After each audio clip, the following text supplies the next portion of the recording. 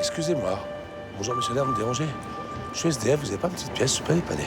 J'ai rien demandé. Ah, petite cigarette, peut-être? Je vous remercie beaucoup, il n'y a pas de problème. Merci. Merci vous aussi. Tous les jours, Franck passe devant cet hôtel de luxe pour rentrer chez lui. Il n'habite pas à l'intérieur de l'hôtel, mais en dessous. Dans les entrailles de la Défense, le plus grand quartier d'affaires d'Europe, où il squatte un parking. Ça, c'est moi qui l'ai arraché, ça. Pour éviter, comme il nous vit, pour éviter qu'il me voie. Bah, excusez-moi, j'ai pas le droit, peut-être. Mais je le dis quand même, c'est pas grave. Voilà, ça commence par là. Excusez-moi, c'est très sale. J'ai donné à un collègue qui dort. Pour rejoindre sa planque, il faut s'enfoncer dans la structure. 5 minutes de marche, à travers des couloirs sombres, des escaliers de service, des issues de secours. Non, je dormais là, il y a 5-6 ans. Franck a 42 ans. Cela fait 10 ans qu'il dort dans ce parking. Quand il est arrivé ici, c'était un jeune trentenaire. Je buvais, j'ai eu des problèmes avec mes parents, ma famille, tout ça. Et puis j'ai aussi une rupture avec une femme, j'ai commencé à avoir des problèmes. Et après, à force, je me suis fait jeter par ma famille. Et puis je me suis retrouvé, ma famille m'en a voulu, ils nous ont fermé les portes, je me suis retrouvé là, comme ça, d'un seul coup. Aujourd'hui, sa chambre, c'est 7 pièces. 3 mètres carrés entre 2 portes coupe-feu. Il y dort à même le sol, sans duvet. Pourquoi c'est votre coin ici? Pourquoi c'est... Ah, c'est parce qu'il fait chaud, en fait. Et ici, toi, t'es à la lumière. Là, et tu peux dormir dans le noir. Alors, moi, je rallume, moi, je suis propre, je ramasse. Bon, c'est vrai, quand j'ai envie de pisser, je peux pas me faire voir devant les autres. Je vais pisser dans l'escalier là. Franck n'a pas vraiment le choix. Les toilettes publiques n'ouvrent qu'à 10 heures. Bon, après, des trucs comme ça, il y en a plein. Ouais. Excusez-moi, ça, tellement pissé, ça pue, même. À l'étage supérieur, il peut aussi se laver. Une arrivée d'eau lui sert de cabinet de toilette. Et là? Putain, mais c'est qui? C'est qui? C'est moi. Laurent? Derrière la porte, il y a Laurent, un autre SDF. Bah, réveille-toi, je vais passer, je vais faire voir quelque chose. La TF1, la télévision. Bonjour monsieur. C'est un collègue, il dort là aussi. Bonjour, ça va? Cool. T'es en train de dormir. On est en train de dormir, on a un petit peu là. D'accord. Mais on repose un petit peu, quoi, c'est cool. Laurent, lui, vit dans ce parking depuis 4 ans. J'ai pas de club, j'ai un mégot. Ah oui, merde, je t'ai oublié. Tiens. Voilà. Tiens. Allez, bon courage. Ouais. Merci, désolé de vous avoir dérangé. Bonne nuit. À 15 mètres au-dessus de Franck et Laurent, la fourmilière de la Défense. Ici, les gratte-ciels abritent les sièges des grandes sociétés du CAC 40. Chaque matin, plus de 180 000 employés rejoignent les 2500 entreprises implantées sur le site. Le temple du capitalisme français sert aussi de refuge à des dizaines de SDF. Il serait en tout entre 100 et 200. La journée, dans la foule des cols blancs, beaucoup passent inaperçus. À la nuit tombée, ils prennent possession des lieux. Les sous-sols du quartier d'affaires deviennent leur toit. Bonjour monsieur. 3 fois par semaine, une équipe patrouille dans les parkings du quartier. Contrairement aux apparences, elle n'est pas là pour chasser les sans-abri. Demain matin, 7h, vous partez. D'accord? Vous restez ici. Vous emmenez vos affaires. D'accord? Allez, bonsoir, monsieur. Michel Chambers et ses 2 collègues doivent juste s'assurer que les règles de sécurité sont respectées. Ils sont employés par la société qui gère les parkings. Leur ronde dure toute la nuit. Ils arpentent tous les sous-sols, inspectent tous les recoins. Le parc de stationnement fait 80 hectares, l'équivalent de 100 terrains de football. C'est le premier parcours européen. C'est multiple, c'est ouvert 7 jours sur 7, 24 heures sur 24. Vous pouvez vous cacher, vous réfugier n'importe où. Là, je pense qu'il y a quelqu'un, mais j'en suis pas sûr. Il y a 2-3 jours, il y avait quelqu'un, on va voir.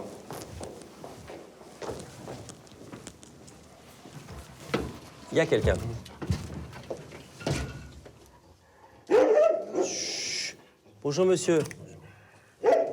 Il faut pas éteindre les lumières, hein. Je sais que vous dormez ici, mais il faut pas éteindre ni fumer. La plupart de ces SDF viennent d'Europe de l'Est ou du Maghreb. À force, l'équipe de sécurité les connaît tous. Le soir, Michel se transforme en surveillant général qui fait la tournée des chambrées. Bonsoir, monsieur. Ouf. Vous êtes tous les deux, non? Tout seul? Bon, demain matin, vous ramenez tous vos affaires. Vous laissez pas ici. Mais pas comme d'habitude, ce que vous laissez d'habitude, hein? OK? Bonsoir, monsieur. Ça, c'est quelqu'un qui travaille dans la journée, qui vient dormir dans nos parkings la nuit. Là, on contractualise, entre guillemets, en leur disant, voilà, vous ne dégradez pas, vous ne salissez pas, et on vous tolère, entre guillemets, dans notre parking. Il faut avoir une approche humaniste. Ces dernières années, le nombre de SDF dans les parkings n'a cessé d'augmenter. Il serait 30% de plus qu'il y a 5 ans. Ils sont surtout de plus en plus jeunes. Kevin a 20 ans. Il s'est retrouvé à la rue il y a 10 mois, après s'être brouillé avec sa famille. Je vais en profiter pour prendre un journal. Il était à Clichy-la-Garenne, c'est un copain de galère qui lui a conseillé d'aller dormir à la Défense. C'est le quotidien. Ouais, ça permet de, même sans télé, de savoir toujours ce qui se passe. Parce que on n'a pas la télé, nous. Donc, quand on est SDF, on ne regarde pas souvent la télé. Donc, on perd cette habitude de regarder la télé quand on est chez soi, tranquille, regarder les informations, on sait qu'est-ce qui se passe. Donc là, on profite avec le journal. Comme tous les matins, Kevin va prendre son petit déjeuner en plein cœur du quartier d'affaires. À la Maison de l'Amitié, une association d'aide aux SDF. Comment vas-tu, John? Ça va? Bien. Au calme. Elle a été créée il y a 15 ans par des salariés des Tours, des cols blancs qui chaque matin offraient un café aux sans-abri. Depuis, la structure s'est développée. Elle est aujourd'hui financée par le Conseil général et emploie 4 salariés à temps complet. Oui, un repas, un ticket repas, un ticket repas. Kevin fréquente le lieu depuis 4 mois et profite de tous les services qu'il offre. Ben, là, il y a l'ordinateur.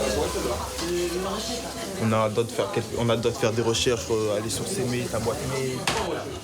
Et après, là, c'est les douches. Comme vous pouvez constater, la douche, les toilettes. Le jeune homme vient surtout ici pour manger. Un petit déjeuner et un repas chaud à midi, servi tous les jours à plus de 50 SDF. Tu veux le beurre?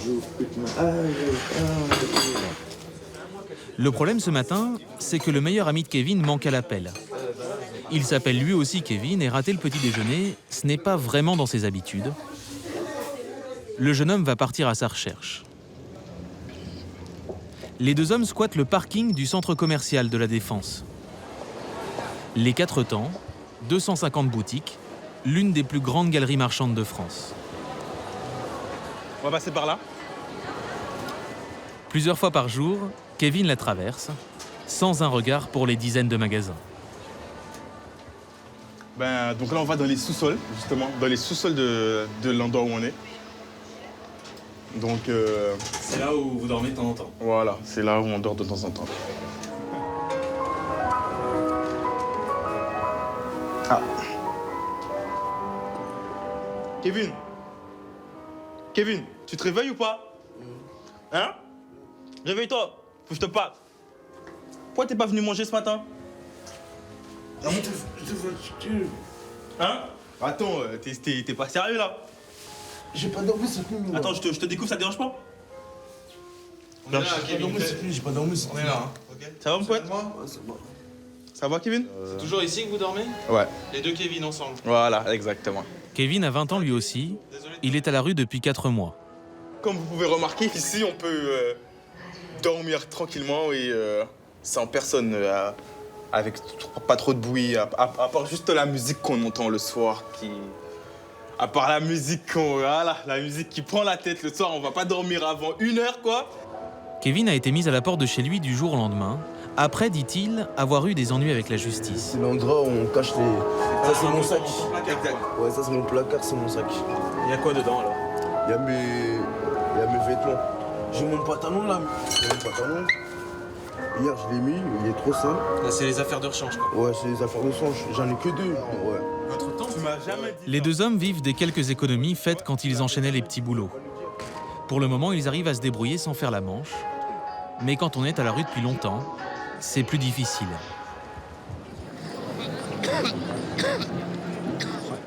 Franck, lui, s'est mis à faire la manche il y a 5 ans. Excusez-moi, bonjour monsieur, je suis SDF, vous n'avez pas une petite pièce, s'il vous plaît? C'est pas grave, excusez-moi. Bonne journée. Il touche le RSA, 480 € par mois. Mais ce n'est pas assez pour avoir un toit et de quoi manger. Excusez-moi, bonjour monsieur, je suis SDF, vous n'avez pas une petite pièce, s'il vous plaît? C'est pas grave. Mon colonel. Comme beaucoup de SDF, Franck a choisi la défense car en temps normal, les gens donnent plus qu'ailleurs. Bonjour monsieur, je suis SDF, vous n'avez pas de cigarette, s'il vous plaît? Ici, il y a de nombreux cadres supérieurs, des salaires élevés. Cela multiplie les chances. qu'est-ce que ça donne? Là, pour l'instant, ça donnerait 0. Il y a des fois, ça donne rien. Et des fois, ça paye, des fois, rien. Pourquoi? Qu'est-ce qui fait la différence, à votre avis? Ah, je sais pas, c'est pas des fois peut-être la bonne heure, c'est une heure creuse, je sais pas, sûrement. Mais d'habitude, le matin, des fois, il y a une personne que je vais taxer là, il va me donner 10 €. Mais pas souvent, mais comme dimanche dernier. Les mauvais jours, la recette est de 5 €. Les bons, elle peut aller jusqu'à 40. Non, mais c'est vrai, dans notre malheur, faut bien rigoler, t'as vu? Franck les dépense surtout en bière, qu'il boit avec d'autres SDF sur les marches du centre commercial. Pour les repas, il se débrouille autrement. C'est pas là. Après une bagarre, Franck s'est fait exclure de l'association d'aide aux SDF. Il n'a plus le droit d'y manger, alors le soir, il s'enfonce dans les couloirs de service du centre commercial. Ouais, c'est là, en fait, où tous les magasins, ils jettent les invendus. Des gros sacs, et tout le monde se sert. On mange là. Il trouve à manger au local poubelle. Allez. Tout ce qui jette, les briocheries, les tartes à la fraise. Moi, ouais, je fais ça. Quand j'ai faim, j'ai truc, je mange. Et une tarte à la framboise, bon, c'est propre. Tous les invendus qui jettent, et encore, ils jettent moins, parce qu'avant, il y avait des montagnes de sandwichs. Et vu que tous les gens, ils viennent, ils arrachent, ils volent tout, ils foutent le bordel partout, donc maintenant, ils évitent de jeter. Ils jettent quelques trucs, mais sans plus. En plus, la framboise, j'adore ça. Avec plus de 100 commerces d'alimentation, les sous-sols de la Défense regorgent d'aliments périmés, invendus ou gaspillés. Certains peuvent même se servir directement à la source. Dans les réserves d'une grande enseigne, tous les jours, les SDF viennent récupérer des chariots remplis d'invendus. On est une semaine après Pâques, alors pour Kevin et les autres, c'est chocolat. Les expats, c'est fini, mais ils en donnent quand même. Moi, j'ai du chocolat beaucoup après, ça fait mal au ventre. Depuis 10 ans, l'association d'aide aux SDF a un partenariat avec plusieurs magasins du quartier. C'est grâce à ça qu'elle peut servir des dizaines de repas par jour. Oh, du chocolat, comme c'est original. Seul problème, il faut faire avec ce qu'on a. Dans le truc. Donne-moi ça, voilà, merci. Aujourd'hui, Luc, le directeur, aimerait par exemple moins de chocolat et plus de légumes. Il y en a assez pour l'instant. Merci beaucoup. Voilà, alors on récupère aussi du pain. Alors quand on a beaucoup de pain ou même beaucoup de chocolat, ce qu'on fait, c'est qu'on appelle d'autres associations qui viennent chercher une partie de ce qu'on a récupéré, quoi. Les deux Kevin ne passent pas leur journée dans les locaux de l'association. Je vais sauter, hein, par contre. Tous les jours, ils quittent la Défense avec la ferme intention de reprendre leur vie en main. Même si ça commence chaque matin par une infraction.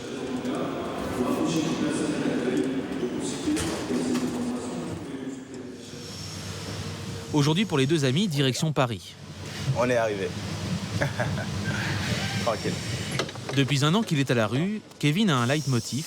Pas question de rester sans rien faire. SDF veut pas dire glander toute la journée, rien foutre, boire de l'alcool. Il y a des SDF, voilà quoi. Il y a SDF aussi veut dire,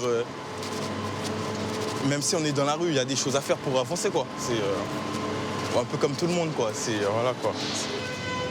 Il y a 5 ans, il a abandonné un CAP hôtellerie-restauration avant d'avoir eu son diplôme. C'est juste ici. Il aimerait reprendre ses études, mais pour ça, il faut qu'un patron accepte de le prendre en alternance. On est au 117, mais bon. On va faire un tour. Je vais demander. Il démarche en moyenne une dizaine d'établissements par semaine. et y dépose son CV. Je vous remercie, monsieur. En espérant être pris. Il la joue au culot, sans rendez-vous, avec seulement quelques secondes pour faire bonne impression.